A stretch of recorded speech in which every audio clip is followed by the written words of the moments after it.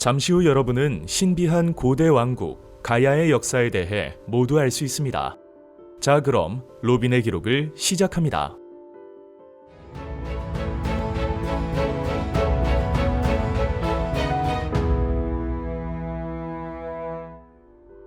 철기 문화를 토대로 농업 생산력이 증대되자 낙동강 하류 변안 지역에서는 여러 정치 집단이 나타나기 시작하였습니다. 이들 정치 집단 사이에 통합이 이루어지면서 가야는 연맹 왕국으로 발전하였고 3세기경부터 김해 지역을 중심으로 금관가야가 연맹을 주도하였습니다. 북쪽 구지봉에 신비한 기운이 있어 사람들이 모이니 하늘에서 나라를 세워 임금을 모시라는 소리가 들렸다. 얼마 후 하늘에서 붉은 보자기에 쌓인 금으로 만든 상자가 내려와 열어보니 황금알 6개가 있었다. 6알은 얼마 후 어린아이가 되었는데 첫 번째 아이를 왕으로 모셨다. 세상에 처음 나타났다고 하여 이름을 수로라고 하였다. 이처럼 가야의 건국 신화를 살펴보면 금관가야의 시조가 김수로 왕임을 알 수 있습니다. 금관가야는 우수하고 질 좋은 철을 생산하여 각종 철제 무기와 도구를 만들어 사용하였고 철기를 만들 때 사용하는 덩이쇠를 화폐와 같은 교환 수단으로 이용하기도 하였습니다. 또한 낙동강 하류의 해상 교통을 기반으로 낙랑과 외 등의 철을 수출하며 중개 무역을 주도하였습니다. 이를 통해 다양한 문화를 수용하였을 뿐만 아니라 독창적인 문화를 만들어냈습니다. 가야는 4세기 말 백제와 외를 도와 신라를 공격하였습니다. 이에 신라는 침입해온 외를 물리치기 위해 고구려의 도움을 요청하였고 광개토 대왕은 신라에 5만 군사를 보내어 적군을 축출하였습니다. 이 과정에서 금관가야 역시 고구려의 공격을 받았고 큰 타격을 받아 맹주로서의 지위를 잃게 되었습니다. 이는 전기 가야 연맹의 해체로 이어지게 되었으며 결국 가야의 세력권은 낙동강 서쪽 일대로 축소되었습니다. 금관가야가 쇠퇴하자 5세기 후반 고구려군으로부터 직접적인 피해를 입지 않은 고령의 대가야를 중심으로 후기 가야 연맹이 형성되었습니다.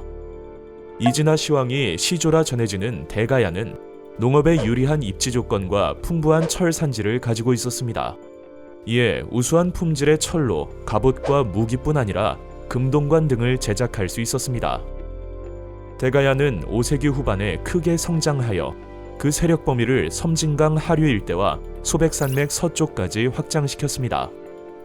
중국 남조에 사신을 보내고 신라를 공격한 고구려를 물리치는 데 도움을 주는 등 국제적인 위상도 높았습니다. 그러나 가야 연맹은 각 소국이 독자적인 세력을 유지하였기 때문에 지배력을 한데 모으지 못하였고 백제와 신라 사이에 위치한 지리적 한계와 두 나라의 세력 다툼에 의해 점차 쇠퇴하였습니다. 이에 대가야는 신라와 혼인 동맹을 맺어 세력을 유지하고자 하였습니다.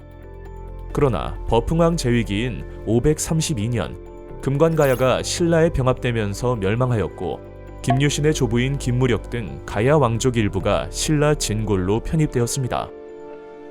금관가야의 왕인 김구해가 왕비와 3명의 아들, 즉 큰아들인 노종, 둘째 아들인 무덕, 막내 아들인 무력을 데리고 나라의 창고에 있던 보물을 가지고 와서 항복하였다. 왕이 예로서 대접하고 상등의 벼슬을 주었으며 본국을 시급으로 삼게 하였다. 아들인 무력은 벼슬이 각간에 이르렀다. 삼국사기를 살펴보면 가야 왕족이 신라로 편입된 내용을 자세히 알 수 있습니다. 또한 562년 대가야가 신라 진흥왕에게 병합되면서 가야 연맹은 해체되었습니다. 이로써 가야는 여러 소국의 연맹 왕국 단계를 벗어나 중앙집권 국가로 발전하는 데 이르지 못하였습니다.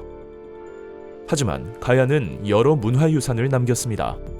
진흥왕에게 투항한 대가야 출신 우륵은 가야금과 가야 음악을 신라에 전했고 가야의 일부 세력이 외에 진출하여 일본 고대 문화 발전에 기여하였습니다. 또한 도기 박휘장식 뿔잔과 도기 기마 인물형 뿔잔에서 가야인들의 섬세한 기술을 확인할 수 있고 김해 대성동 고분군에서 출토된 금관가야의 판갑옷과 고령 지산동 32호분에서 출토된 대가야의 판갑옷과 투구, 금동관 등을 통해 당시 가야의 철기 제작 수준이 매우 높았음을 짐작할 수 있습니다. 여러분, 가야의 역사 재미있게 보셨나요? 저희는 천년왕국 신라의 역사편으로 다시 찾아오겠습니다. 로빈의 역사 기록.